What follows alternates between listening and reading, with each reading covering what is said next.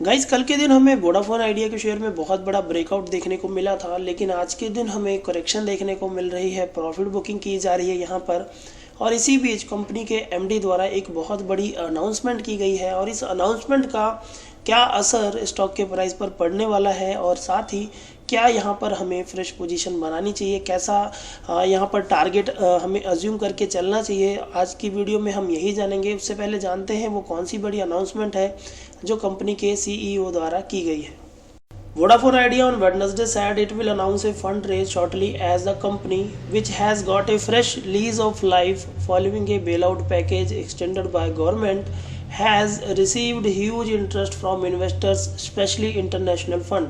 सरकार के द्वारा ये जो डाइल्यूशन किया गया है एजीआर के अगेंस्ट, इस डाइल्यूशन की वजह से जितने भी फंड हाउसेस हैं बड़े बड़े, चाहे वो फॉरेन इन्वेस्टर्स हों चाहे वो इंडियन के डोमेस्टिक इन्वेस्टर्स, वो सभी लोग काफ़ी ज़्यादा यहाँ पर इंटरेस्टेड हैं वोडाफोन आइडिया में इन्वेस्टमेंट करने को लेकर। और इसी वजह से कंपनी के सीईओ रविंदर टक्कर के द्वारा यहाँ पर अनाउंसमेंट की गई है कि कंपनी जल्द ही फंड रेज अनाउंस कर सकती है, यानी कि कंपनी में बहुत बड़ा फंड रेज देखने को मिल सकता है। और साथ ही कहा गया है कि said key concern of potential investor have been addressed through the government package, which had included an assurance that at least 3 private operators will continue to operate in country and there will also be financial and liquidity support extended। तो सरकार के द्वारा हर तरह की यहाँ पर सहायता की जाएगी, क्योंकि इंडिया के अंदर केवल 3 ही कंपनियां अब टेलीकॉम सेक्टर को ऑपरेट करने वाली हैं, जिनमें वोडाफोन आइडिया, भारतीय एयरटेल और साथ के साथ रिलायंस जियो का नाम शामिल है। तो तीनों ही कंपनियां अब इंडिया के अंदर ऑपरेट करेंगी, और ये बहुत बड़ी बात होती है कि सरकार के द्वारा पूरी की पूरी अश्योरेंस यहाँ पर दी जा रही है। अगर इन्हें किसी भी तरह की फाइनेंशियल ज़रूरत पड़ेगी तो उसे सरकार के द्वारा पूरा किया जाएगा, और साथ के साथ सपोर्ट भी एक्सटेंडेड रहेगी।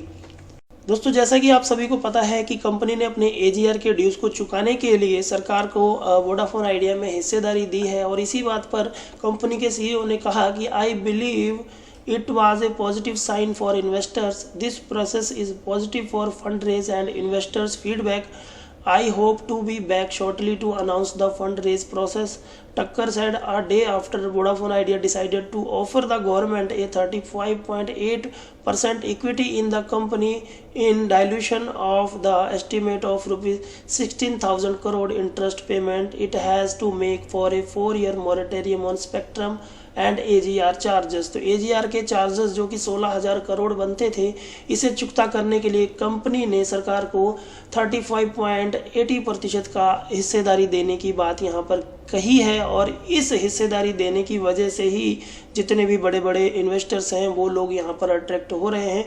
तो जल्द ही यहाँ पर फंड रेज देखने को मिल सकता है। और ऐसे में अगर आप लोगों ने इन्वेस्टमेंट की है या इन्वेस्टमेंट करने वाले हैं तो दोस्तों, जब भी अच्छा खासा प्राइस दिखे आप ज़रूर इन्वेस्ट कीजिए और लॉन्ग टर्म का फोकस रख के होल्ड कीजिए। आपको डेफिनेटली वोडाफोन आइडिया में अच्छा ब्रेकआउट देखने को मिलेगा और अच्छे रिटर्न आप यहाँ पर बनाकर निकलेंगे। तो ये थी छोटी सी अपडेट, छोटी सी इन्फॉर्मेशन। उम्मीद करूंगा वीडियो पसंद आई होगी। वीडियो पसंद आई हो तो लाइक कर दीजिएगा, चैनल को सब्सक्राइब करना बिल्कुल ना भूलिएगा। Thanks for watching.